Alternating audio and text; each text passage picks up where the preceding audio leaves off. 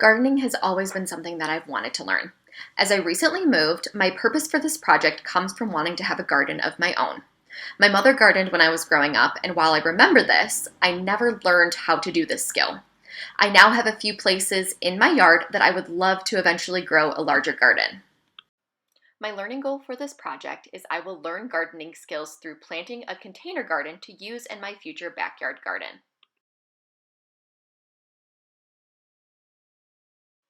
As I truly did not know where to start, I immediately began with researching.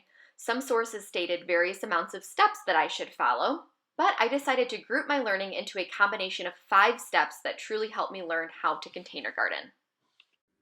Step 1 was figuring out where, what, and how to garden. This required a lot of research. Starting with where will I garden? I learned through a video that location matters. Sunlight is needed. Luckily, my backyard is exposed to a lot of sun.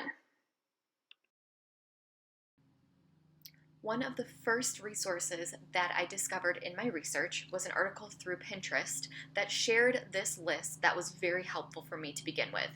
As I kept researching, I learned that I needed specific items for my container garden, such as specific types of plants, to thrill that were appearance based, fill to fill any gaps within the container, and then also spill to spill out of the pot to complete my container. This was, again, some of the tools that I needed to utilize for my planting. Considering what I will garden and why, I learned that there are many options and choices of flowers or seeds to plant. I also learned that there are transplants where I can replant a plant that's already been planted into my container garden. I also spent a lot of time focusing on hardiness zones and learning about which plants matched my climate in Michigan in August. Shasta daisies were one that I wanted to plant because of this research. I also learned that I already have one type of plant in my yard that I decided to look for when buying transplants as well. Step 2 is purchase the supplies that you will need. My research ended up taking me to Lowe's Garden Center, where I was able to find the seeds that I needed based on the zones that I learned in my research. I also had my list that I made that I took to Lowe's initially, but I learned that I needed to continue to make adjustments and further research was needed.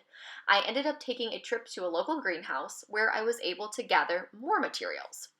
I also learned in my research that there are multiple different container options as well, which at first was overwhelming, but after learning from a forum and a video, there are many options, which is okay, and I can choose what works best for my garden. Step 3 is plant your container garden. I learned through the video from Growing in the Garden that this is a process of planting and it includes components such as making sure water can drain out of your container, following soil steps based on the plant that you're planting, and also being mindful of spacing, whether you are transplanting a plant or if you are growing a plant from seeds, which I did both.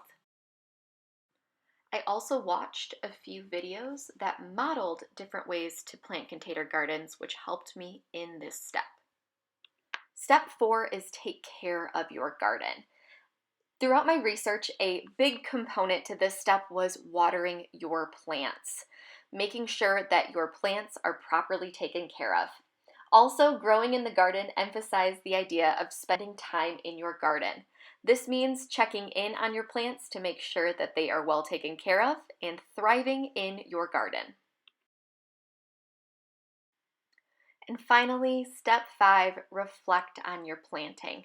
Growing in the Garden emphasized this idea of learn from your experience. This was one of the best pieces of advice in any of the steps and research that I received, and why it is absolutely an essential step for me.